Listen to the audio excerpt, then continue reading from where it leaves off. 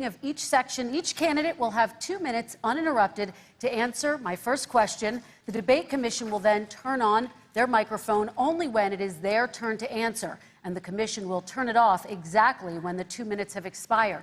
After that, both microphones will remain on, but on behalf of the voters, I'm going to ask you to please speak one at a time. The goal is for you to hear each other and for the American people to hear every word of what you both have to say. And so with that, if you're ready, let's start. And we will begin with the fight against the coronavirus. President Trump, the first question is for you. The country is heading into a dangerous new phase. More than 40,000 Americans are in the hospital tonight with COVID, including record numbers here in Tennessee. And since the two of you last shared a stage, 16,000 Americans have died from COVID. So please be specific. How would you lead the country during this next stage of the coronavirus crisis? 2 minutes, uninterrupted. So, as you know, 2.2 million people modeled out were expected to die. We closed up the greatest economy in the world in order to fight this horrible disease that came from China. It's a worldwide pandemic. It's all over the world. You see the spikes in Europe and many other places right now. If you notice, the mortality rate is down 85%. The excess mortality rate is way down and much lower than almost any other country. And we're fighting it, and we're fighting it hard. There is a spike. There was a spike in Florida, and it's now gone. There was a very big spike in Texas. It's now gone. There was a very big spike in Arizona. It's now gone. And there are some spikes and surges in other places. They will soon be gone. We have a vaccine that's coming. It's ready. It's going to be announced within weeks, and it's going to be delivered. We have Operation Warp Speed, which is the military is going to distribute the vaccine. I can tell you from personal experience that I was in the hospital. I had it, and I got better. And I will tell you that I had something that they gave me, a therapeutic, I guess they would call it. Some people could say it was a cure. But I was in for a short period of time, and I got better very fast, or I wouldn't be here tonight. And now they say I'm immune. Whether it's 4 months or a lifetime, nobody's been able to say that, but I'm immune. More and more people are getting better. We have a problem that's a worldwide problem. This is a worldwide problem. But I've been congratulated by the heads of many countries on what we've been able to do.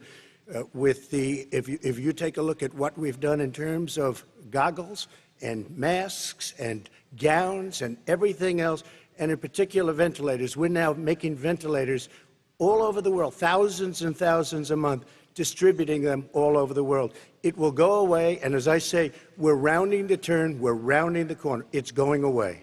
Okay, former Vice President Biden, to you, how would you lead the country out of this crisis? You have 2 minutes uninterrupted. 220,000 Americans dead. If you hear nothing else I say tonight, hear this.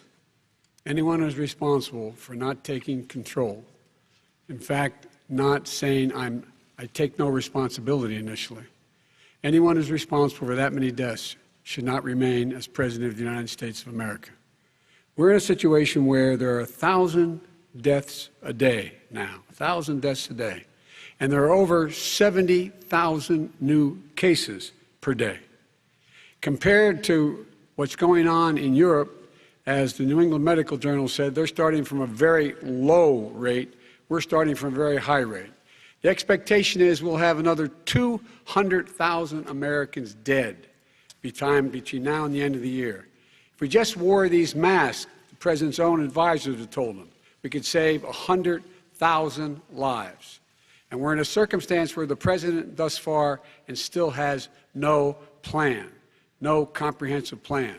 What I would do is make sure we have everyone encouraged to wear a mask all the time. I would make sure we move in the direction of rapid testing, investing in rapid testing. I would make sure that we set up national standards as to how to open up schools and open up businesses so they can be safe and give them the wherewithal, the financial resources to be able to do that.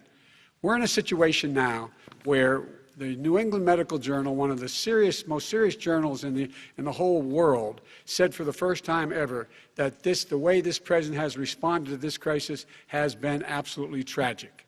And so, folks, I will take care of this. I will end this. I will make sure we have a plan. President Trump, I'd like to follow up with you in your comments. You talked about taking a therapeutic. I assume you're referencing Regeneron. You also said a vaccine will be coming within weeks. Yes. Is that a guarantee? No, it's not a guarantee, but it will be by the end of the year. But I think it has a good chance. There are two companies, I think, within a matter of weeks, and it will be distributed very quickly. Can you tell us which companies? Johnson & Johnson is doing very well. Moderna is doing very well. Pfizer is doing very well. And we have numerous others. Then we also have others that we're working on very closely with other countries, in particular Europe. Let me follow up with you, and because this is new information, you have said a vaccine is coming soon, within weeks now. Your own officials say it could take well into 2021 at the earliest for enough Americans to get vaccinated. And even then, they say the country will be wearing masks and distancing into 2022. Is your timeline realistic? No, I think my timeline is going to be more accurate. I don't know that they're counting on the military the way I do, but we have our generals lined up, one in particular, that's the head of logistics, and this is a very easy distribution for him. He's ready to go as soon as we have the vaccine, and we expect to have 100 million vials. As soon as we have the vaccine, he's ready to go. Vice President Biden, your reaction, and just 40% of Americans say they would definitely agree to take a coronavirus vaccine if it was approved by the government. What steps would you take to give Americans confidence in a vaccine if it were approved? Make sure it's totally transparent. Have the scientists of the world see it, know it, look at it, go through all the processes. And by the way, this is the same fellow who told you this is going to end by Easter last time. This is the same fellow who told you that, don't worry, we're going to end this by the summer. We're about to go into a dark winter, and he has no clear plan, and there's no prospect that there's going to be a vaccine available for the majority of the American people before the middle of next year. President Trump, your reaction, he says you have no plan. I don't think we're going to have a dark winter at all. We're opening up our country. We've learned and studied and understand the disease, which we didn't at the beginning. When I closed and banned China from coming in heavily infected, and then ultimately Europe, but China was in January. Months later, he was saying I was xenophobic. I did it too soon. Now he's saying, oh, I should have, moved quicker. But he didn't move quicker. He was months behind me, many months behind me. And frankly, he ran the H1N1 swine flu, and it was a total disaster, far less lethal, but it was a total disaster. Had that had this kind of numbers, 700,000 people would be dead right now, but it was a far less lethal disease. Look, his own person who ran that for him, who, as you know, was his chief of staff, said it was catastrophic, it was horrible, we didn't know what we were doing. Now he comes up and he tells us how to do this. Also, everything that he said about the way, every single move that he said we should make, that's what we've done. We've done all of it. But he was way behind us. Vice President Biden, your response. My response is he is xenophobic, but not because he shut down access from China. And he did it late after 40 countries had already done that. In addition to that, what he did, he made sure that we had 44 people that were in there in China trying to get to Wuhan to determine what exactly the source was. What did the president say in January? He said, no, he said, he's being transparent. The president of China is being transparent. We owe him a debt of gratitude. We have to thank him. And then what happened was we started talking about using the Defense Act to make sure we go out and get whatever is needed out there to protect people. And again, I go back to this. He had nothing. He did virtually nothing. And then he gets out of the hospital and he talks about, don't worry, it's all going to be over soon. Come on. There's not another serious scientist in the world who thinks it's going to be over soon. President Trump, your reaction? I say over soon. I say we're learning to live with it. We have no choice. We can't lock ourselves up in a basement like Joe does. He has the ability to lock himself up. I don't know. He's obviously made a lot of money someplace, but he has this thing about living in a basement. People can't do that. By the way, I, as the president, couldn't do that. I'd love to put myself in the basement or in a beautiful room in the White House and go away for a year and a half until it disappears.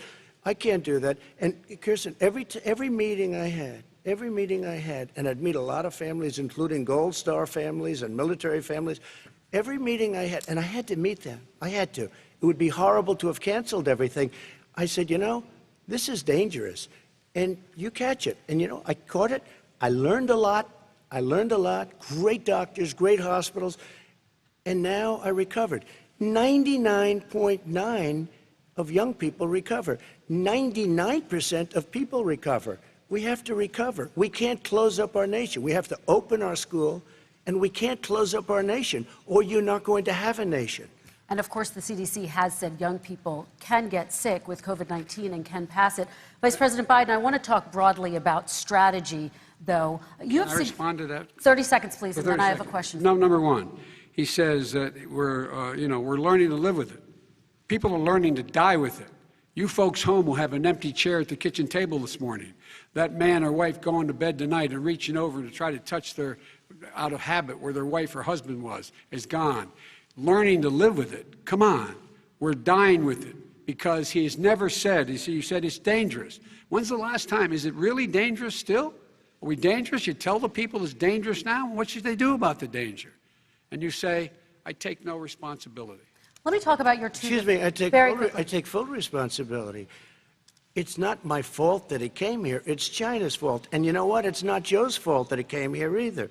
It's China's fault. They kept it from going into the rest of China for the most part, but they didn't keep it from coming out to the world, including Europe and ourselves.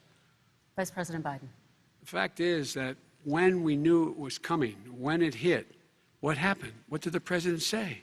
He said, don't worry, it's going to go away.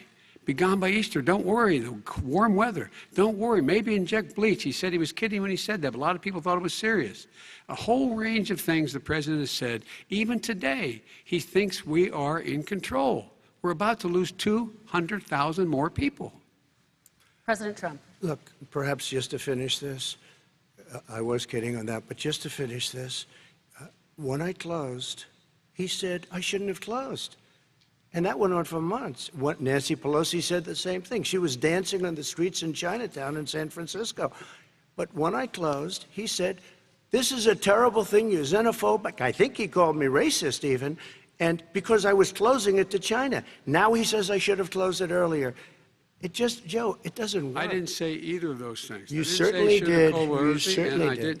I talked about a xenophobia in a different context. It wasn't about closing the border to Chinese coming to the United States. All right, I want to talk about both of your different strategies to handling He thought this. I shouldn't have closed the border. Well, that's obvious. Do you want to respond to that quickly, Vice President No. Biden? Okay.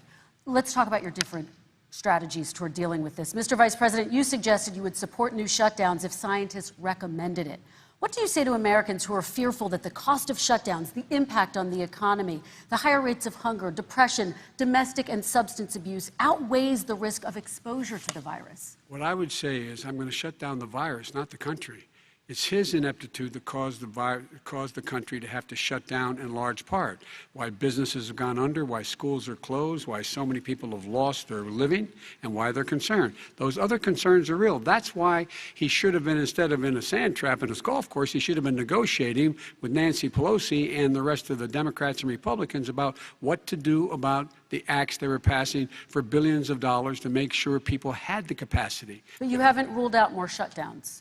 Well, no, I'm not shutting down the nation, but there are, look, you need standards. The standard is if you have a reproduction rate in a community that's above a certain level, everybody says, slow up, more social distancing, do not open bars and do not open gymnasiums, do not open until you get this under control, under more control.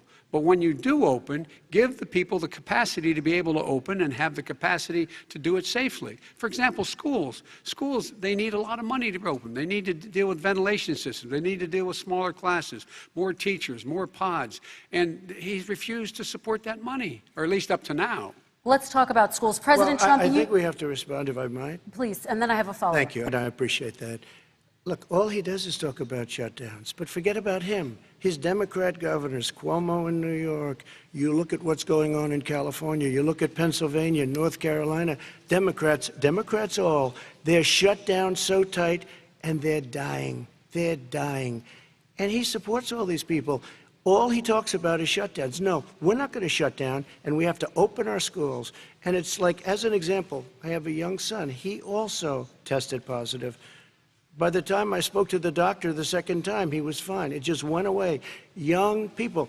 I guess it's their immune system. Let me follow up with you, President Trump. You've demanded schools open in person and insist they can do it safely. But just yesterday, Boston became the latest city to move its public school system entirely online after a coronavirus spike. What is your message to parents who worry that sending their children to school will endanger not only their kids, but also their teachers and families? I want to open the schools. The transmittal rate to the teachers is very small, but I want to open the schools. We have to open our country. We're not going to have a country. You can't do this. We can't keep this country closed. This is a massive country with a massive economy. People are losing their jobs. They're committing suicide. There's depression, alcohol, drugs at a level that nobody's ever seen before. There's abuse, tremendous abuse. We have to open our country. You know, I've said it often. The cure cannot be worse than the problem itself. And that's what's happening. And he wants to close down. He'll close down the country if one person in our massive bureaucracy says we should close it down. Vice President Biden, your response. Simply not true. We ought to be able to walk and chew gum at the same time. We ought to be able to safely open, but they need resources to open. You need to be able to, for example, if you're going to open a business, have social distancing within the business. You need to have, if you have a restaurant, you need to have plexiglass dividers so people cannot infect one another. You need to be in a position where you can take testing rapidly and know whether a person is in fact infected. You need to be able to trace. You need to be able to provide all the resources that are needed to do this. And that is not inconsistent with saying that we're going to make sure that we open safely. And by the way, all you teachers out there, not that many of you are going to die, so don't worry about it. Come on. President Trump, let me follow up with you quickly. By the way, I will say this. If you go and look at what's happened to New York, it's a ghost town. It's a ghost town. And when you talk about plexiglass, these are restaurants that are dying. These are businesses with no money. Putting up plexiglass is unbelievably expensive, and it's not the answer. I mean, you're going to sit there in a cubicle wrapped around with plastic. These are businesses that are dying, Joe. You can't do that to people. You just can't. Take a look at New York and what's happened to my wonderful city for so many years. I loved it. It was vibrant. It's dying. Everyone's leaving New York. Take a look at what New York has done in terms of turning the curve down in terms of the number of people dying. And I don't look at this in terms of the way he does. Blue states and red states. They're all the United States. And look at the states that are having such a spike in the coronavirus. They're the red states. They're the states in the Midwest. They're the states in the upper Midwest. That's where the spike is occurring significantly. But they're all Americans. They're all Americans. And what we have to do is say, wear these masks, number one. Make sure we get the help that the businesses need that has money's already been passed to do that. It's been out there since the beginning of the summer, and nothing's happened. President, New York has lost more than 40,000 people, 11,000 people in nursing homes. President Trump, what about... When you say spike, take a look at what's happening in Pennsylvania, where they've had it closed. Take a look at what's happening with your friend in Michigan, where her husband's the only one allowed to do anything. It's been like a prison. Now it was just ruled unconstitutional. Take a look at North Carolina. They're having spikes, and they've been closed. And they're getting killed financially. We can't let that happen, Joe. You can't let that happen. We have to open up. And we understand the disease. We have to protect our seniors. We have to protect our elderly. We have to protect especially our seniors with heart problems and diabetes problems. And we will protect them. We have the best testing in the world by far. That's why we have so many cases. Let me follow up with you before we move on to our next section. President Trump, this week you called Dr. Anthony Fauci, the nation's best-known infectious disease expert, quote, a disaster. You described him and other medical experts as, quote, idiots. If you're not listening to them, who are you listening to as you fight this? I'm listening to all of them, including Anthony. I get along very well with Anthony. But he did say, don't wear masks. He did say, as you know, this is not going to be a problem. I think he's a Democrat, but that's okay. He said, this is not going to be a problem. We are not going to have a problem at all. When Joe says that, I said, Anthony Fauci said, and others, and many others, and I'm not knocking him a lot. Nobody knew. Look, nobody knew what this thing was. Nobody knew where it was coming from, what it was. We've learned a lot. But Anthony said, don't wear masks. Now he wants to wear masks. Anthony also said, if you look back, exact words, here's his exact words. This is no problem. This is going to go away soon. So he's allowed to make mistakes. He happens to be a good person. Vice President Biden, your response quickly, and then we're going to move on to the next section. My response is that think about what the president knew in January and didn't tell the American people. He was told this was a serious virus that spread in the air, and it was much worse than the flu. He went on record and said to one of your colleagues, recorded, that in fact he knew how dangerous it was, but he didn't want to tell us. He didn't want to tell us because he didn't want us to panic. He didn't want us, Americans don't panic. He panicked. But guess what? In the meantime, we find out in the New York Times the other day that, in fact, his folks went to Wall Street and said this is a really dangerous thing, and a memo out of that meeting, not from his administration, but from some of the brokers, said sell short because we got to get moving. It's a dangerous problem. Well, this is I'm going to give you 30 seconds to respond, and then we're going to move on. The Wall Street one, I don't know. Somebody went to Wall Street. You're the one that takes all the money from Wall Street. I don't take it. I have. You have raised a lot of money, tremendous amounts of money. And every time you raise money, deals are made, you know. I could raise so much more money. As president and as somebody that knows most of those people, I could call the heads of Wall Street, the heads of every company in America. I would blow away every record, but I don't want to do that because it puts me in a bad position. And then you bring up Wall Street. You shouldn't be bringing up Wall Street because you're the one that takes the money from Wall Street, not me. I could blow away your records that, like you wouldn't believe. We don't need money. We have plenty of money. In fact, we beat Hillary Clinton with a tiny fraction of the money that she was able to. All right, gentlemen, we're going to move on. Don't tell me about Wall Street. Average contribution, $43. All right, we're going to move on to our next section, which is national security. And I do want to start with the security of our elections and some breaking news from overnight. Just last night, top intelligence officials confirmed again that both Russia and Iran are working to influence this election. Both countries have obtained U.S. voter registration information, these officials say, and Iran sent intimidating messages to Florida voters. This question goes to you, Mr. Vice President. What would you do to put an end to this threat? You have 2 minutes uninterrupted. I made it clear, and I ask everyone else to take the pledge. I made it clear that any country, no matter who it is, that interferes in American elections will pay a price. They will pay a price. And it's been overwhelmingly clear this election, I won't even get into the last one, this election, that Russia has been involved, China has been involved to some degree, and now we learn that Iran is involved.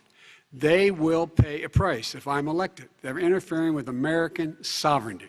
That's what's going on right now. They're interfering with American sovereignty. And to the best of my knowledge, I don't think the president said anything to Putin about it. I don't think he's talking to them a lot. I don't think he said a word. I don't know why he hadn't said a word to Putin about it. And I don't know what he has recently said, if anything, to the Iranians. My guess is he'd probably be more outspoken with regard to the Iranians. But the point is this, folks. We are in a situation where we have foreign countries trying to interfere in the outcome of our election. His own national security advisor told him that what is happening with his buddy, I will. His buddy, Rudy Giuliani, he's being used as a Russian pawn. He's being fed information that is Russian, that is not true. And then what happens? Nothing happens. And then you find out that everything that's going on here about Russia is wanting to make sure that I do not get elected the next president of the United States because they know I know them and they know me. I don't understand why this president is unwilling to take on Putin when he's actually paying bounties to kill American soldiers in Afghanistan, when he's engaged in activities that are trying to destabilize all of NATO. I don't know why he doesn't do it, but it's worth asking the question, why isn't that being done? Any country that interferes with us will, in fact, pay a price because they're affecting our sovereignty. President Trump, same question to you. Let me ask the question. You're going to have 2 minutes to respond. For 2 elections in a row now, there has been substantial interference from foreign adversaries. What would you do in your next term to put an end to this? 2 minutes uninterrupted. Well, let me respond to the first part, as Joe answered. Joe got $3.5 million from Russia, and it came through Putin because he was very friendly with the former mayor of Moscow, and it was the mayor of Moscow's wife. And you got $3.5 million. Your family got $3.5 million. And you know, someday you're going to have to explain, why did you get 3.5? I never got any money from Russia. I don't get money from Russia. Now, about your thing last night, I knew all about that. And through John Ratcliffe, who is fantastic, DNI, he said, the one thing that's common to both of them, they both want you to lose because there has been nobody tougher to Russia. Between the sanctions, nobody tougher than me on Russia. between the sanctions, between all of what I've done with NATO. You know, I've got the NATO countries to put up an extra $130 billion, going to $420 billion a year. That's to guard against Russia. I sold, while he was selling pillows and sheets, I sold tank busters to Ukraine. There has been nobody tougher on Russia than Donald Trump. And I'll tell you, they were so bad. They took over the submarine port. You remember that very well. During your term, during you and Barack Obama, they took over a big part of what should have been Ukraine. You handed it to them, but you were getting a lot of money from Russia. They were paying you a lot of money, and they probably still are. But now, with what came out today, it's even worse. All of the emails, the horrible emails of the kind of money that you were raking in, you and your family. And Joe, you were vice president when some of this was happening, and it should have never happened. And I think you owe an explanation to the American people.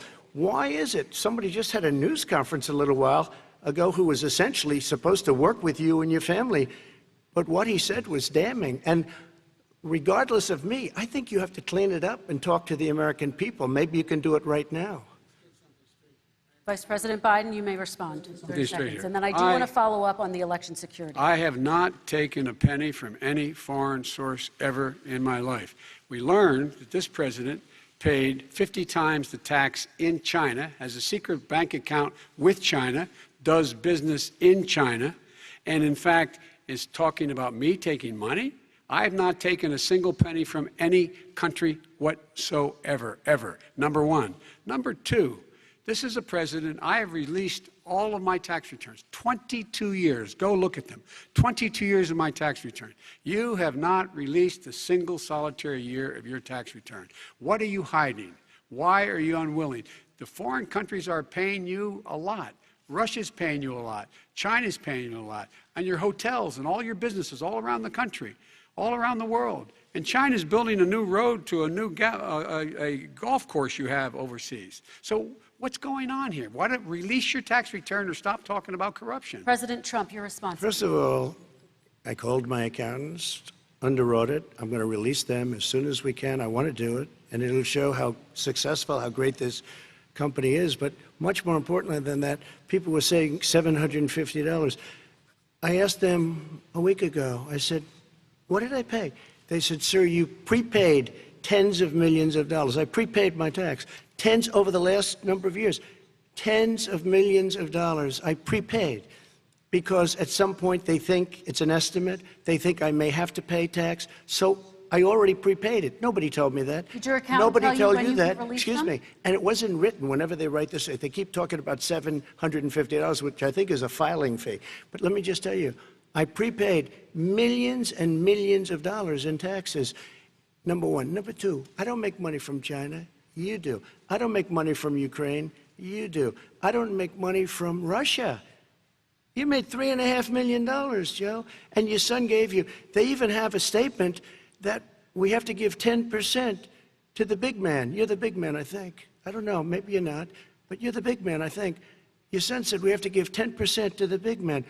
Joe, what's that all about? It's terrible. All right, gentlemen, I want to ask you both some questions about all of this, but I'm going to let you both respond very quickly. You just said you spoke to your accountant about potentially releasing your taxes. Did he tell you when you can release them? Do you have a deadline for when you're going to release them to the American people? I get treated worse than the Tea Party got treated because I have a lot of people in there deep down in the IRS. They treat me horribly. We made a deal. It was all settled until I decide to run for president. I get treated very badly by the IRS, very unfairly. But we had a deal all done. As soon as we're completed with the deal, I want to release it. But I have paid millions and millions of dollars, and it's worse than paying. I paid in advance. It's called prepaying your taxes. I paid in advance. I want to ask you both about questions regarding your potential foreign entanglements and questions that have been raised to give you both a chance to talk about this more broadly. Respond very quickly, and then I'll get to my question. Why did he's been saying this for 4 years? Show us. Just show us. Stop playing around. You've been saying for 4 years you're going to release your taxes. Nobody knows it, Mr. President. What they do know is you're not paying your taxes, or you're paying taxes that are so low. When last time he said what he paid, he said, I only pay that little because I'm smart. I know how to game the system. Come on. Come on, folks. Very quickly, President Trump, and then I want to get to two questions to both of you on this. I was put through a phony witch hunt for 3 years. It started before I even got elected. They spied on my campaign. No president should ever have to go through what I went through. Let me just say this. Mueller and 18 angry Democrats and FBI agents all over the place spent $48 million. They went through everything I had, including my tax returns, and they found absolutely no collusion and nothing wrong. $48 million. I guarantee you, if I spent $1 million on you, Joe, I could find plenty wrong. Because the kind of things that you've done and the kind of monies that your family has taken, I mean, your brother made money in Iraq. Millions of dollars. Your other brother made a fortune, and it's all through you, Joe. And they say you get some of it, and you do live very well. You have houses all over the place. You live very well. All right, gentlemen, let me just ask some questions about all of this broadly. Vice President Biden, there have been questions about the work your son has done in China and for a Ukrainian energy company when you were vice president. In retrospect, was anything about those relationships inappropriate or unethical? Nothing was unethical. Here's what the deal. With regard to Ukraine, we had this whole question about whether or not, because he was on the board, I later learned of a Burisma, a company, that somehow I had done something wrong. Yet every single solitary person, when he was going through his impeachment, testifying under oath who worked for him, said, I did my job impeccably. I carried out U.S. policy. Not one single solitary thing was out of line. Not a single thing, number one. Number two, the guy who got in trouble in Ukraine was this guy trying to bribe the Ukrainian government to say something negative about me, which they would not do and did not do because it never, ever, ever happened. My son has not made money in terms of this thing about, what are you talking about, China. I have not had, the only guy who made money from China is this guy. He's the only one. Nobody else has made money from China.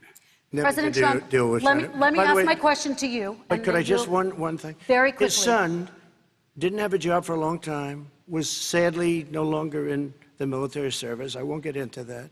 And he didn't have a job. As soon as he became vice president, Burisma, not the best reputation in the world. I hear they paid him $183,000 a month. Listen to this.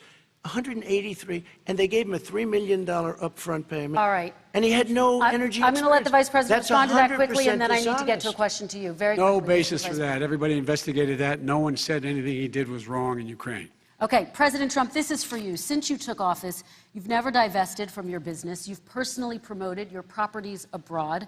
A report this week, which was referenced, does indicate that your company has a bank account in China. So how can voters know that you don't have any foreign conflicts of interest? I have many bank accounts, and they're all listed, and they're all over the place. I mean, I was a businessman doing business. The bank account you're referring to, which is, everybody knows about it, it's listed. The bank account was in 2013. That's what it was. It was opened it was closed in 2015, I believe. And then I decided, because I was thinking about doing a deal in China like millions of other people. I was thinking about it, and I decided I'm not going to do it. Didn't like it. I decided not to do it. Had an account open, and I closed it. Okay. Excuse me. And then, unlike him, where he's vice president and he does business, I then decided to run for president after that. That was before. So I closed it before I even ran for president, let alone became president. Big difference. He is the vice president of the United States, and his son, his brother, and his other brother are getting rich. They're like a vacuum cleaner. They're sucking up money every President Trump, place thank he you. goes. We do need to true. move on. I do want to ask you, Vice President Biden, about China. Let's talk about China more broadly. There have, of course, President Trump has said that they should pay for not being fully transparent in regards to the coronavirus. If you were president, would you make China pay? And please be specific. What would that look like? What I'd make China do is play by the international rules, not like he has done. He has caused the deficit of China to go up, not down, with China, up, not down. We are making sure that in order to do business in China, you have to give all your intellectual property. You have to have a partner in China. It's 51%. We would not do that at all, number one. Number two, we're in a situation where China would have to play by the rules internationally as well. When I met with Xi, when I was still vice president, he said we're setting up air identification zones in the South China Sea. You can't fly through them. I said we're going to fly through them. We just flew B-52, B-1 bombers through it. We're not going to pay attention. They have to play by the rules. And what's he do? He embraces guys like the thugs like in North Korea and the Chinese president and Putin and others, and he pokes his finger in the eye of all of our friends, all of our allies. We make up we're 25% of the world's economy. We need to be having the rest of our friends with us saying to China, these are the rules. You play by them or you're going to pay the price for not paying by them economically. That's the way I will run it, and that's what we did in upholding steel tariffs and a range of other things when we were president and vice president. All right, let's talk about North Korea. Excuse me, no, I have to respond to that. Okay. Very quickly, and then we're going to move on to North Korea. With $1.5 billion from China to manage after spending 10 minutes in office and being in Air Force Two, number one. Number two, there's a very strong email talking about your family wanting to make $10 million a year for introductions. President Trump, on China policy, though, what No, but wait a specifically are minute. you going to do? What specifically are you going to do to make China pay? You've said you're going First to of make all, them pay. China is paying. They're paying billions and billions of dollars. I just gave New $28 billion. sanctions? New sanctions? I just gave $28 billion to our farmers. Taxpayers' money. It's what? Taxpayers' money. Didn't come from Yeah, China. you know who the taxpayer is? It's called China. China paid true. $28 billion, and you know what they did to pay it, Joe? They devalued their currency, and they also paid up. And you know who got the money? Our farmers, our great farmers, because they were targeted. You never charged them anything.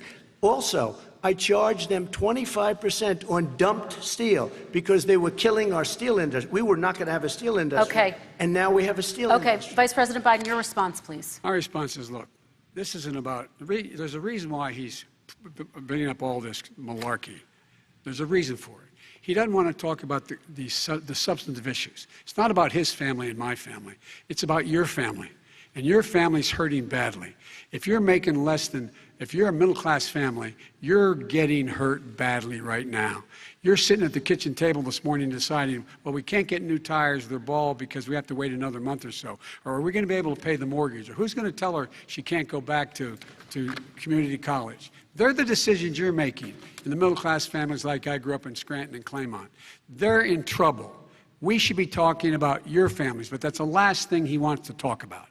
I want to talk about North Korea. Excuse me, just I do for want 1 to turn second, to please. 10 seconds, Mr. President. That's 10 a seconds. typical political statement. Let's get off this China thing, and then he looks, the family, around the table, everything. Just a typical politician when I see that. Let's talk about North I'm not a typical Korea now. politician. Okay, That's why I President got elected.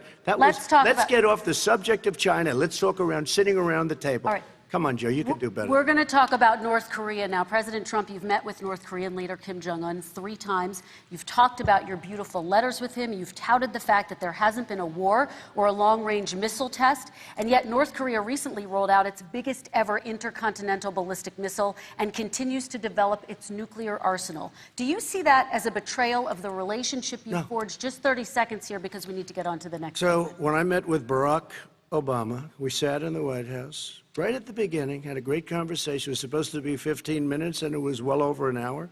He said the biggest problem we have with North Korea. He indicated we will be in a war with North Korea. Guess what? It would be a nuclear war, and he does have plenty of nuclear capability. In the meantime, I have a very good relationship with him. Different kind of a guy, but he probably thinks the same thing about me. We have a different kind of a relationship. We have a very good relationship, and there's no war. And you know, about 2 months ago, he broke into a certain area. They said, oh, there's going to be trouble. I said, no, they're not, because he's not going to do that. And I was right. Look, instead of being in a war where millions of people, Seoul, you know, is 25 miles away, millions and millions, 32 million people in Seoul, millions of people would be dead right now. President we Trump, don't have that's a war, 30 and seconds. I have a good Thank relationship. you. Vice President Biden, to you. North Korea conducted 4 nuclear tests under the Obama administration. Why do you think you would be able to rein in this persistent threat right Because I'd make it clear, which we were making clear to China, they had to be part of the deal. Because here's I made it clear, and as a spokesperson of the administration when I went to China, that they said, why are you moving your missile defense up so close? Why are you moving more forces here? Why are you continuing to do military maneuvers with South Korea. I said, because North Korea is a problem, and we're going to continue to do it so we can control them. We're going to make sure we can control them and make sure they cannot hurt us. And so if you want to do something about it, step up and help. If not, it's going to continue. What has he done? He's legitimized North Korea. He's talked about his good buddy, who's a thug, and he talks about how we're better off. And they have much more capable missiles, able to reach U.S. territory much more easily than ever did before. Let me follow up with you, Vice President Biden. You've said you wouldn't meet with Kim Jong-un without preconditions. Are there any conditions under which you would meet with him? On the condition that he would agree that he would be drawing down his nuclear capacity to get the Korean Peninsula should be a nuclear-free zone. All right, let's move on to American families. Kristen, they tried Very to quickly, meet with 10 him. seconds, President. They tried to meet with him. He wouldn't do it. He didn't like Obama. He didn't like him. He wouldn't do it. Okay, I got to give him a chance to respond to that before we move on. And that's okay. You know what, North Korea, we're not in a war. We have a good relationship. You know, people don't understand. Having a good relationship with leaders of other countries is a good thing. We have a lot of questions to get to. That's like saying we had a good relationship with Hitler before he, in fact, invaded Europe, the rest of Europe. Come on. The reason he would not meet with President Obama is because President Obama said, we're going to talk about denuclearization. We're not going to legitimize you, and we're going to continue to put stronger and stronger sanctions on you. That's why he wouldn't meet with us.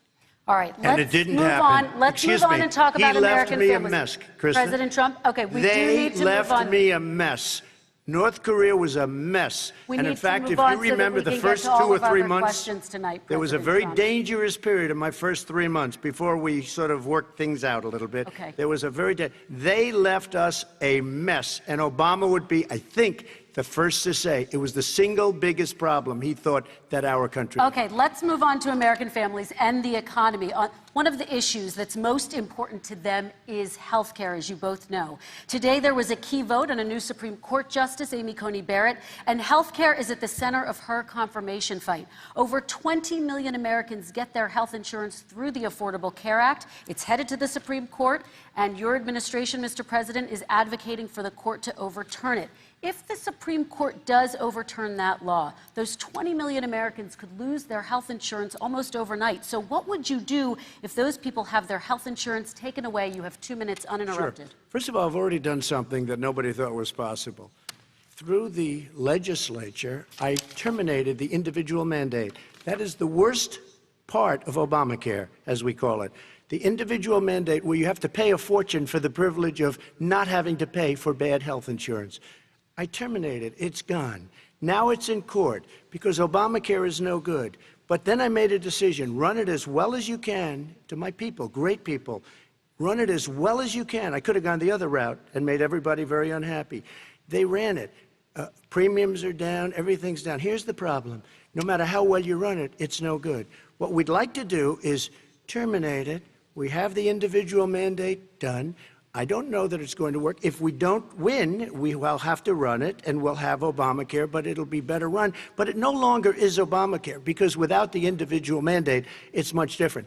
Pre-existing conditions will always stay. What I would like to do is a much better health care, much better, will always protect people with pre-existing. So I'd like to terminate Obamacare, come up with a brand new, beautiful health care. The Democrats will do it because there'll be tremendous pressure on them, and we might even have the House by that time, and I think we're going to win the House, okay? You'll see, but I think we're going to win the House. But come up with a better health care, always protecting people with pre-existing conditions. And one thing very important, we have 180 million people out there that have great private health care. Far more than we're talking about with Obamacare.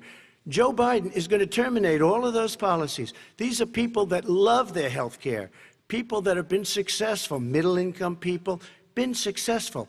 They have 180 million plans, 180 million people, families, under what he wants to do, which will basically be socialized medicine. He won't even have a choice.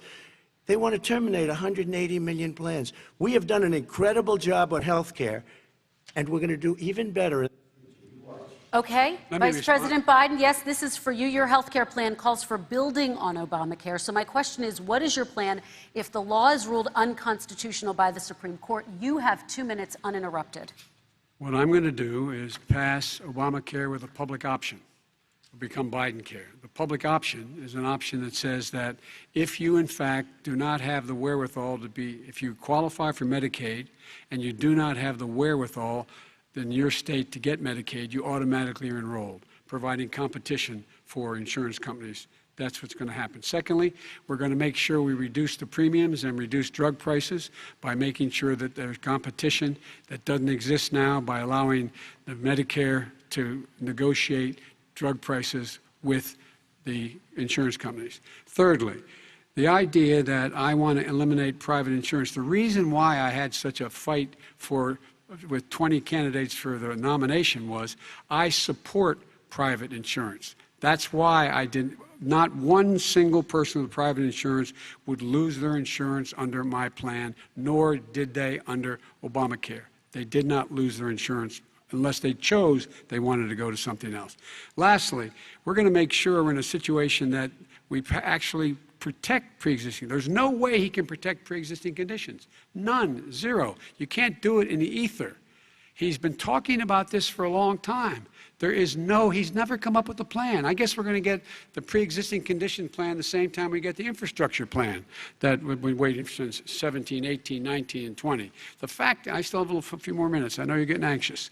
The fact is that he's already cost the American people, because of his terrible handling of the COVID virus and the economic spillover, 10 million people have lost their private insurance. And he wants to take away 22 million more people who have it under Obamacare, and over 110 million people with pre-existing conditions. And all the people from COVID are going to have pre-existing conditions. What are they going to do? I have a follow-up for you, Vice President Biden. It relates to something that President Trump said. He's accusing you of wanting socialized medicine. What do you say to people who have concerns that your health care plan, which includes a government insurance option, takes the country one step closer to a health care system run entirely by the government? What's your response to them? I say it's ridiculous. It's like saying that, the idea that the fact that there's a public option that people can choose, that makes it a socialist plan. Look, the difference between the president, I think health care is not a privilege, it's a right. Everyone should have the right to have affordable health care. And I am very proud of my plan. It's gotten endorsed by all the major labor unions, as well as a whole range of other people who, in fact, are concerned in the medical field. This is something that's going to save people's lives, and this is going to give some people an opportunity to have health care for their children. How many of you home are worried and rolling around in bed tonight wondering what in God's name you're going to do if you get sick because you've lost your home insurance, your health insurance your company's gone under? We have to provide health insurance for people at an affordable rate, and that's what I do. President Trump, Excuse me, he was your there response. for 47 years. He didn't do it. He was now there as vice president for 8 years, and it's not like it was 25 years ago. It was 3 3/4. It was just a little while ago, right? Less than 4 years ago.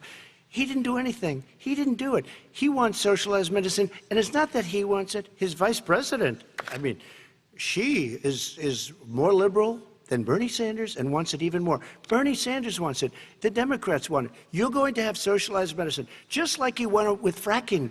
We're not going to have fracking. We're going to stop fracking. We're going to stop fracking. Then he goes to Pennsylvania after he gets a nomination, where he got very lucky to get it. And he goes to Pennsylvania and he says, oh, we're going to have fracking. And you never asked that question. And by the way, so far, I respect very much the way you're handling this, I have to say. By the way. But somebody should ask the question. You can ask he goes for a year. There will be no fracking. We have a number of topics we're going to get to.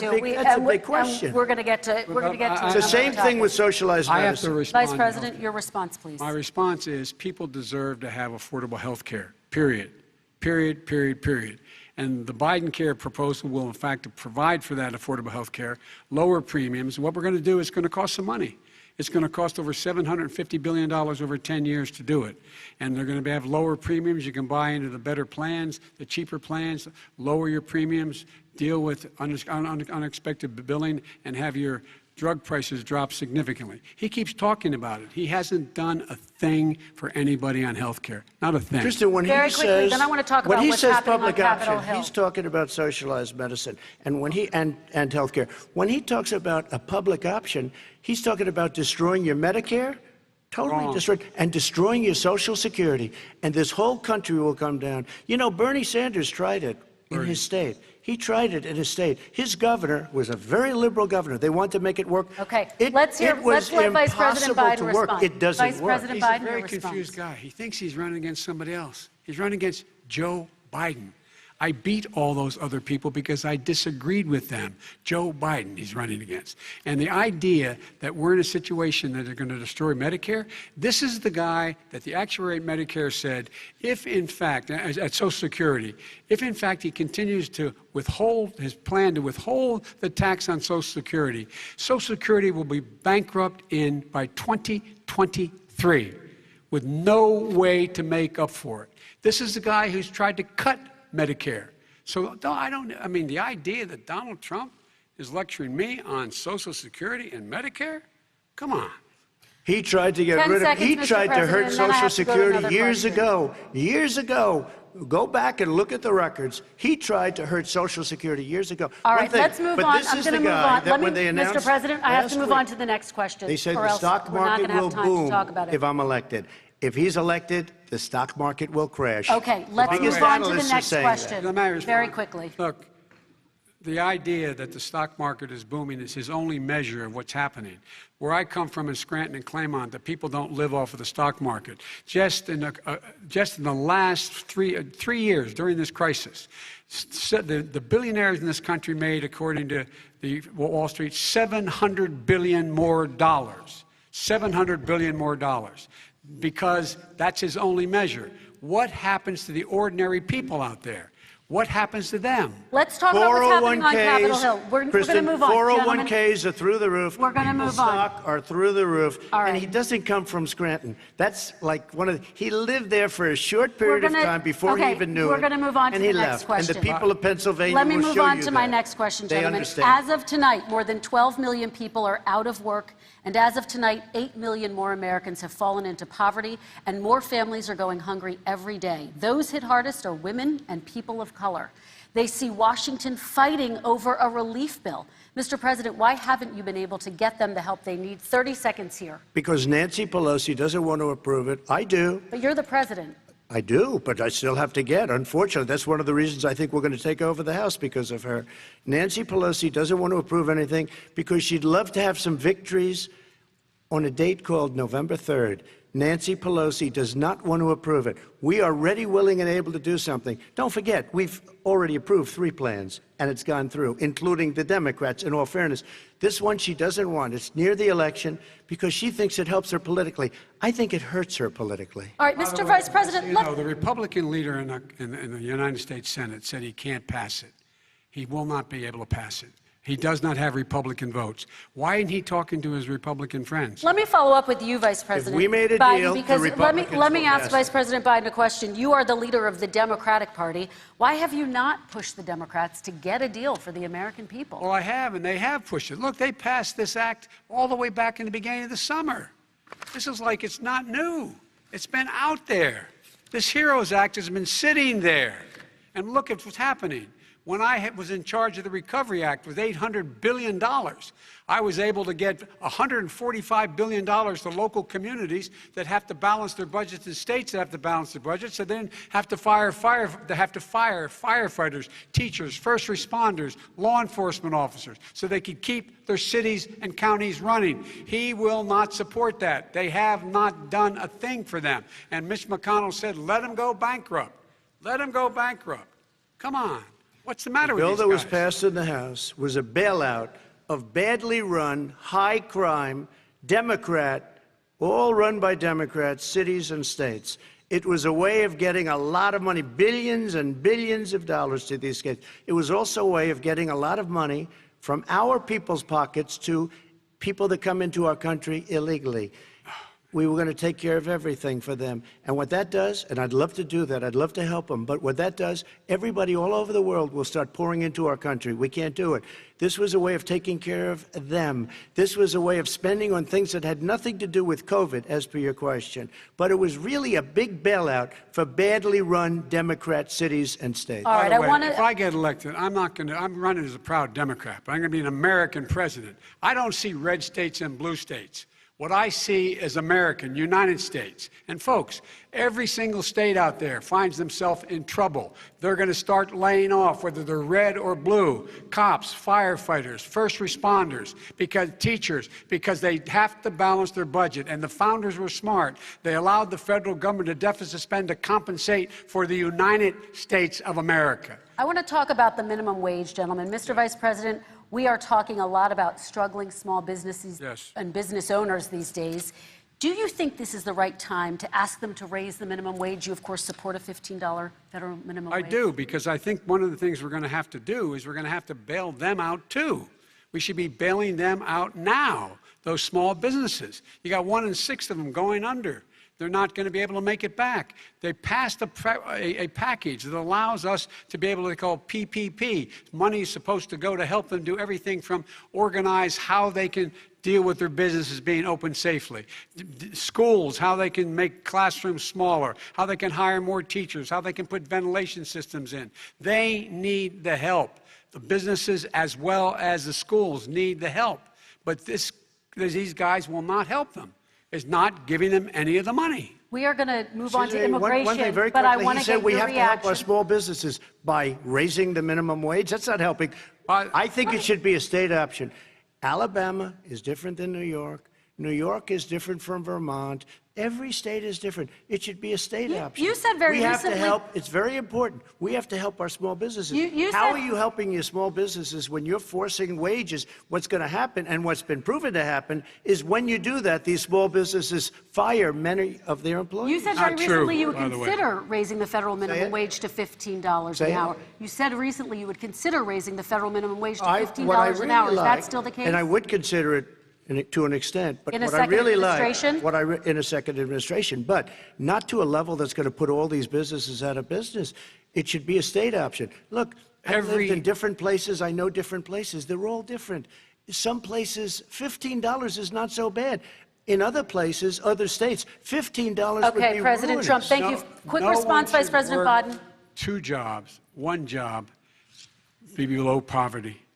People are making $6, $7, $8 an hour. These first responders, we all clap for as they come down the street because they've allowed us to make it. What's happening? They deserve a minimum wage of $15. Anything below that puts you below the poverty level. And there is no evidence that when you raise the minimum wage, businesses go out of business. That is simply not true. We're going to talk about immigration. We're going to talk about immigration now, gentlemen, and we're going to talk about families within this context. Mr. President, your administration separated children from their parents at the border, at least 4,000 kids. You've since reversed your zero-tolerance policy, but the United States can't locate the parents of more than 500 children. So how will these families ever be reunited? Children are brought here by coyotes and lots of bad people, cartels, and they're brought here, and they used to use them to get into our country. We now have as strong a border as we've ever had. We're over 400 miles of brand new wall. You see the numbers, and we let people in, but they have to come in legally, and they come in through merit. But how will you reunite these kids with their families, Let me just tell you, Mr. President? they built cages. You know, they used to say, I built the cages, and then they had a picture in a certain newspaper, and it was a picture of these horrible cages, and they said, look at these cages. President Trump built them, and then it was determined they were built in 2014. That was him. Do you have a plan to reunite the kids? Yes, we're working on it we're trying very hard. But a lot of these kids come out without the parents. They come over through cartels and through coyotes and through gangs. Vice President Biden, let me bring you into this conversation. Quick response and then another question to you. These 500-plus kids came with parents. They separated them at the border to make it a disincentive to come to begin with. Real tough. We're really strong. And guess what? They cannot, it's not coyotes didn't bring them over. Their parents were with them. They got separated from their parents. And it makes us a laughing stock and violates every notion of who we are as a nation. Let me ask you a follow-up question. Kristen, they did it. We changed the policy. Your response to that? They did it. We changed. Did not They built the separate cages. They, who built the cages, Joe? Let's talk about what we're talking about. Who built the cages, Joe? Let's talk about what we're talking about. What happened? Parents were ripped, their kids were ripped from their arms and separated. And now they cannot find over 500 sets of those parents, and those kids are alone. Nowhere to go. Nowhere to go. It's criminal. It's criminal. Let me ask Kristen, you I will about say this. immigration. They went 10 down. seconds, We and brought then I need to ask reporters, you. everything. They are so well taken care of. They're in facilities that were so clean. But some and of them gotten haven't been such reunited But with their just ask families. one question. Who built the cages? I'd love you to ask him that. Who built the cages? Let me ask about your immigration policy, Mr. Vice President. The Obama administration did fail to deliver immigration reform, which had been a key promise during the administration. It also presided over record deportations as well as family detentions at the border before changing course. So why should voters trust you with an immigration overhaul now? Because we made a mistake. It took too long to get it right. It took too long to get it right. I'll be president of the United States, not vice president of the United States. And the fact is, I've made it very clear. Within 100 days, I'm going to send to the United States Congress a pathway to citizenship for over 11 million undocumented people. And all of those so-called dreamers, those DACA kids, they're going to be immediately certified again to be able to stay in this country and put on a path to citizenship. The idea that they are being sent home by this guy, and they want to do that, is they've gone to a country they've never seen before. I can imagine you're 5 years old, your parents are taking you across the Rio Grande River, and it's illegal. And you say, oh, no, Mom, leave me here. I'm not going to go with you. They've been here. Many of them are model citizens. Over 20,000 of them are first responders out there taking care of people during this crisis. We owe them. We owe them. Kristen, he had 8 years to do what he said he was going to do. And I've changed without having a specific. We got rid of catch and release. We got rid of a lot of horrible things that they put in and that they lived with. But he had 8 years he was vice president. He did nothing except build cages to keep children in. Vice President Wrong. Biden, your response. The catch and release, you know what he's talking about there? If, in fact, you had a family came across and they were arrested, they, in fact, were given a date to show up for their hearing. They were released. And guess what? They showed up for a hearing. And this is the first president in the history of the United States of America that anybody seeking asylum has to do it in another country. That's never happened before in America. That's never happened before in America. You come to the United States and you make your case that I seek asylum based on the following premise, why I deserve it under American law. They're sitting in squalor on the other side of the river. President Trump, your response, So 30 important. seconds, and then we'll move on. It just shows that he has no understanding of immigration or the laws. Catch and release is a disaster. A murderer would come in, a rapist would come in, a very bad person would come in. We would take their name. We have to release them into our country. And then you say they come back. Less than 1% of the people come back. We have to send ICE out and Border Patrol out to find them. We would say, come back in 2 years, 3 years. We're going to give you a court case. You need Perry Mason. We're going to give you a court case. When you say they come back, they don't come back, Joe. They never come back. Only the really, I hate to say this, but those with the lowest IQ, they might come back. Okay, But President very, Trump, let's very give few. Vice President Biden a chance to respond, and then we're going to move on to the You next don't know section. the law, Joe. Vice President Biden, your response. Know the law, what he's telling you is simply not true. Well, check it out. They don't come back. Check it out. All right, let's move on But we don't have to worry the about it next because they section. terminated it, so we don't have to worry about Let's it move anymore. on to the next And you have section. 525 kids not knowing where in God's name they're going to be and lost their parents. Go ahead. All right, let's talk about our next section, which is race in America.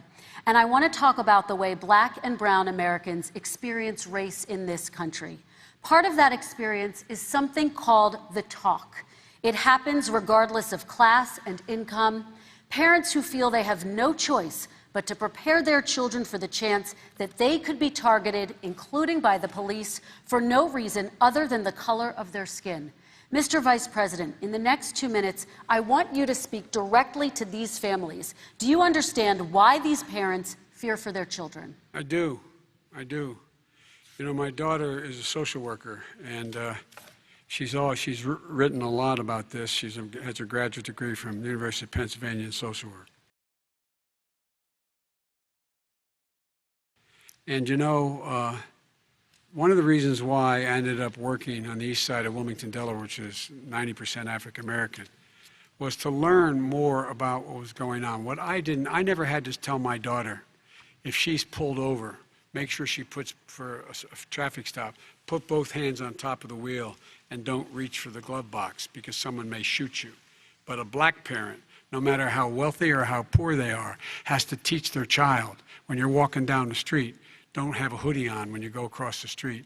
Making sure that you, in fact, if you get pulled over, just yes, sir, no, sir, hands on top of the wheel, because you are, in fact, the victim, whether you're a person making child of a $300,000 a year person or someone who's on food stamps. The fact of the matter is there is institutional racism in America. And we have always said, we've never lived up to it, that we hold these truths to be self-evident. All men and women are created equal. Well, guess what? We have never, ever lived up to it, but we've always constantly been moving the needle further and further to inclusion, not exclusion. This is the first president to come along and says, that's the end of that. We're not going to do that anymore.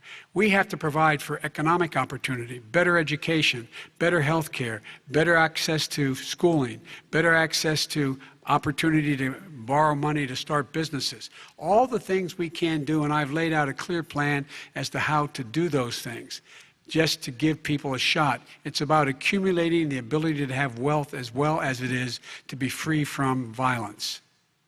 President Trump, same question to you, and let me remind you of the question. I would like you to speak directly to these families. Do you understand why these parents fear for their children? Yes, I do. And again, he's been in government 47 years. He never did a thing except in 1994 when he did such harm to the black community. And they were called, and he called them super predators. And he said that. He said it, super predators.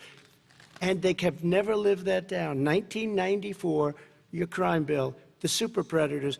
Nobody has done more for the black community than Donald Trump. And if you look, with the exception of Abraham Lincoln, possible exception, but the exception of Abraham Lincoln, nobody has done what I've done. Criminal justice reform, Obama and Joe didn't do it. I don't even think they tried because they had no chance at doing it. They might have wanted to do it, but if you had to see the arms I had to twist to get that done, it was not a pretty picture, and everybody knows it, including some very liberal people that cried in my office. They cried in the Oval Office. 2 weeks later, they're out saying, gee, we have to defeat him. Criminal justice reform, prison reform, opportunity zones with Tim Scott, a great senator from South Carolina.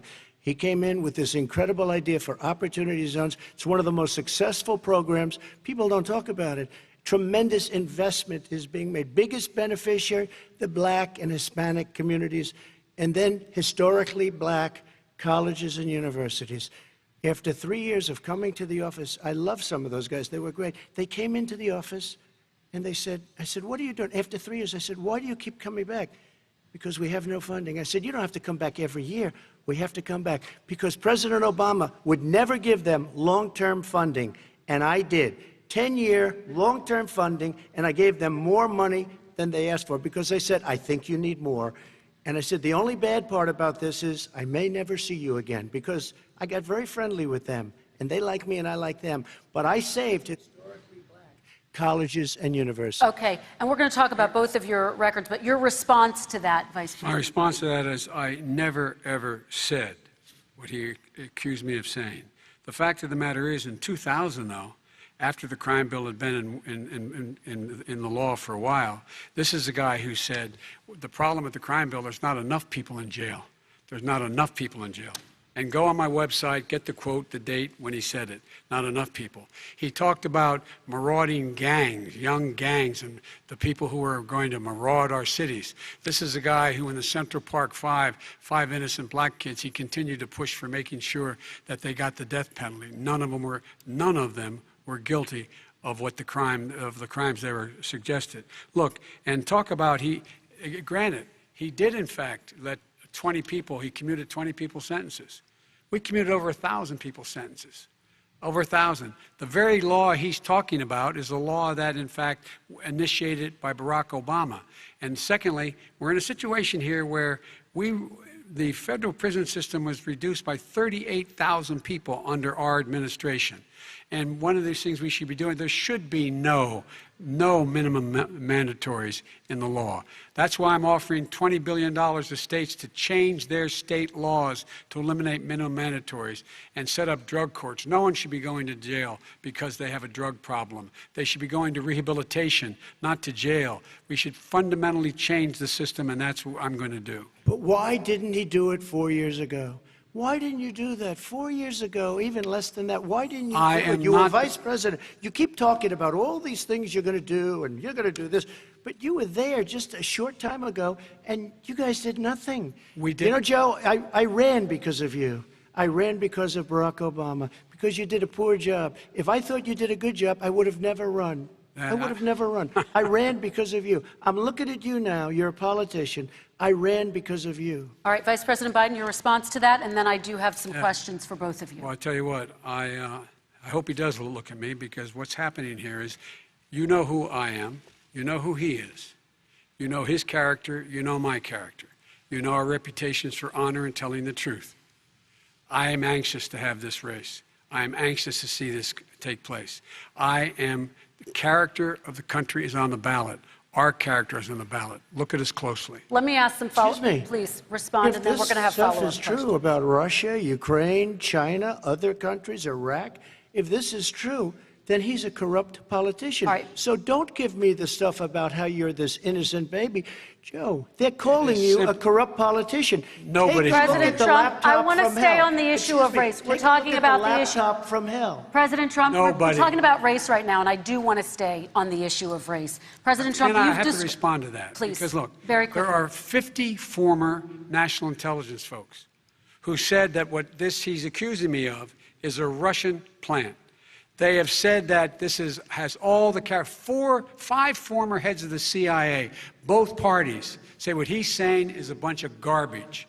Nobody believes it except his and his good friend Rudy Giuliani. You mean the laptop is now another Russia hoax? That's exactly what. Is this where you're going? This is where he's going. The laptop is Russia. Gentlemen, I want to stay on the issue of race. You have to be kidding. Here we go again with Russia. We're going to continue on the issue of race. Mr. President, you've described the Black Lives Matter movement as a symbol of hate.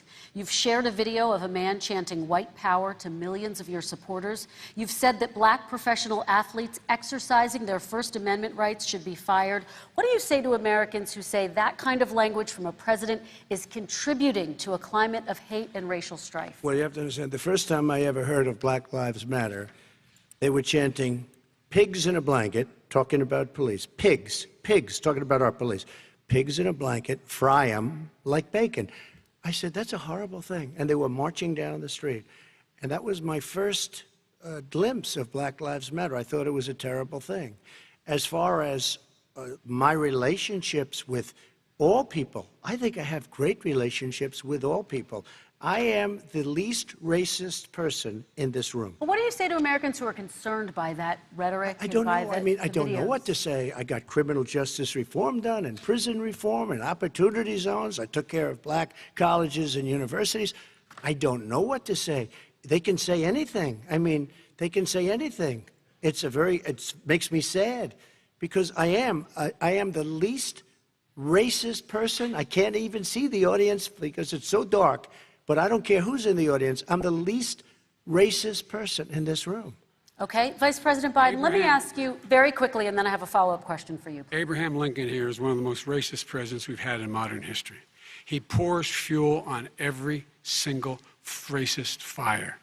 Every single one. Started off his campaign coming down the escalator saying he's going to get rid of those Mexican rapists.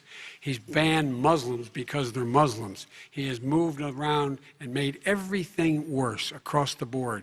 He says about the poor boys, last time we were on stage here, he said, I told them to stand down and stand ready. Come on. This guy has a dog whistle about as big as a foghorn. President Trump, I'm going to give you 10 seconds to respond, and then I have a follow-up. He made a reference to Abraham Lincoln. Where did that come in? You said you're Abraham Lincoln. No, where did that? No. You said, I said not since Abraham Lincoln has anybody done what I've done for the black community. And I'm saying, I didn't say I'm Abraham Lincoln. I said not since Abraham Lincoln has anybody done what I've done for the black community. Now, you have done nothing other than the crime bill, which put Oh, God.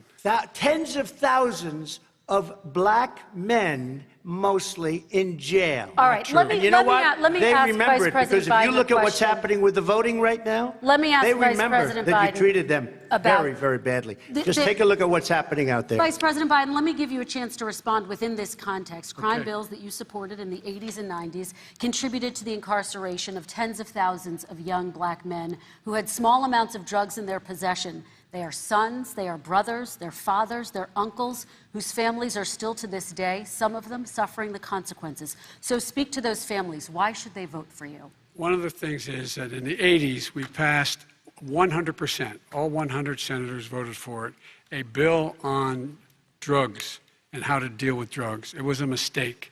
I've been trying to change it since then, particularly the portion on cocaine. That's why I've been arguing that, in fact, we should not send anyone to jail for a pure drug offense. They should be going into treatment across the board. That's what we should be spending money. That's why I set up drug courts, which were never funded by our Republican friends.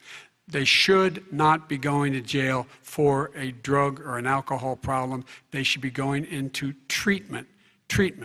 That's what we've been trying to do. That's what I'm going to get done, because I think the American people have now seen that, in fact, it was a mistake to pass those laws relating to drug. But they were not in the crime bill. But why didn't he get it done? See, it's all talk, no action with these politicians. Why didn't he get it done? That's what I'm going to do when I become president.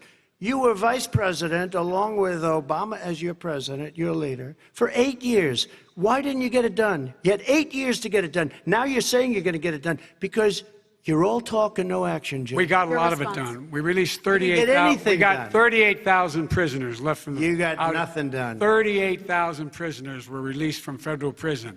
There were over 1,000 people who were given clemency. In fact, we're the ones that put in the legislation saying we could look at pattern and practice of police departments and what they were doing, how they were conducting themselves. I could go on, but we began the process. We lost an election. That's why I'm running, to win back that election and change his terrible policy. I just asked one to question. change. Why didn't you do it in the 8 years, a short time ago?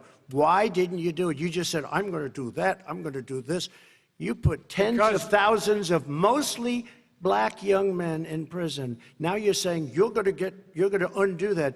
Why didn't you get it done? You had 8 years with Obama. You know why, Joe? Because you're all talk and no action. All right, Vice President Biden, and then we're going to move on to the next section. We had a Republican Congress. That's the answer. Well, you Okay. got to talk them into it, Joe. All right. Sometimes you got to talk them into it. We're going to move on to our next section, Like I which did is with criminal climate justice change. reform. I had Okay. to talk Democrats into it. Gentlemen, You did what we we're running out of already done. time, so we got to get on to Okay. climate change, please. You both have very different visions on climate change. President Trump, you say that environmental regulations have hurt jobs in the energy sector. Vice President Biden, you have said you see addressing climate change as an opportunity to create new jobs. For each of you, how would you both combat climate change and support job growth at the same time? Starting with you, President Trump, you have 2 minutes uninterrupted. So we have the Trillion Trees program. We have so many different programs. I do love the environment, but what I want is the cleanest, crystal clear water, the cleanest air. We have the best, lowest number in carbon emissions, which is a big standard that I notice Obama goes with all the time. Not Joe. I haven't heard Joe use the term because I'm not sure he knows what it represents or means, but I have heard Obama use it. And we have the best carbon emission numbers that we've had in 35 years under this administration. We are working so well with industry, but here's what we can't do. Look at China, how filthy it is. Look at Russia. Look at India. It's filthy. The air is filthy. The Paris Accord, I took us out because we were going to have to spend trillions of dollars, and we were treated very unfairly. When they put us in there, they did us a great disservice. They were going to take away our businesses. I will not sacrifice tens of millions of jobs, thousands and thousands of companies because of the Paris Accord. It was so unfair. China doesn't kick in until 2030. Russia goes back to a low standard, and we kicked in right away. It would have destroyed our businesses. So, you ready? we have done an incredible job environmentally. We have the cleanest air, the cleanest water, and the best carbon emission standards that we've seen in many, many years. Vice President And we Biden. haven't destroyed our industries. Vice President Biden, 2 minutes to you, uninterrupted. Climate change and climate warming, global warming, is an existential threat to humanity. We have a moral obligation to deal with it. And we're told by all the leading scientists in the world we don't have much time. We're going to pass the point of no return within the next 8 to 10 years. 4 more years of this man eliminating all the regulations that were put in by us to clean up the climate, to limit limit of emissions, will put us in a position where we're going to be in real trouble. Here's where we have a great opportunity. I was able to get both all the environmental organizations as well as labor, the people worried about jobs, to support my climate plan. Because what it does, it will create millions of new good-paying jobs. We're going to invest in, for example, 50,000 charging stations on our highways so that we can own the electric car market of the future. In the meantime, China is doing that. We're going to be in a position where we're going to see to it that we're going to take 4 million existing buildings and 2 million existing homes and retrofit them so they don't leak as much energy, saving hundreds of millions of barrels of oil in the process and creating significant number of jobs. And by the way, the whole idea of what this is all going to do, it's going to create millions of jobs, and it's going to clean the environment. Our health and our jobs are at stake. That's what's happening. And what right now, by the way, Wall Street firms indicated that my plan will in fact create 18.6 million jobs, 7 million more than his. This is from Wall Street. And I'll create $1 trillion more in economic growth than his proposal does. Not on climate, just on the economy. President Trump, you're They came out and said very strongly, $6,500 will be taken away from families under his plan, that his plan is an economic disaster. If you look at what he wants to do, if you look at his plan, his environmental plan, you know who developed it? AOC +3. They know nothing about the climate. I mean, she's got a good line of stuff, but she knows nothing about the climate. And they're all hopping through hoops for AOC +3. Look, their real plan costs $100 trillion. If we had the best year in the history of our country for 100 years, we would not even come close to a number like that. When he says buildings, they want to take buildings down because they want to make bigger windows into smaller windows. As far as they're concerned, if you had no window, it would be a lovely thing. This is the craziest plan that anybody has ever seen. And this wasn't done by smart people. This wasn't done by anybody. Frankly, I don't even know how it can be good politically. Right. They want to spend $100 trillion. That's their real number. He's trying to say it was 6. It's $100 trillion. They want to knock down buildings and build new buildings with little, tiny, small windows. I mean, and many other things. Okay. And many other things. Let me have the Vice President respond, and we're running out of time, and we have a lot more questions to get to. So let's hear from the Vice President. I have a number more questions. I don't know where he comes from. I don't know where he comes up with these numbers. Queens. $100 trillion. Give me a break. This plan has been endorsed by every major environmental group and every labor group. Labor.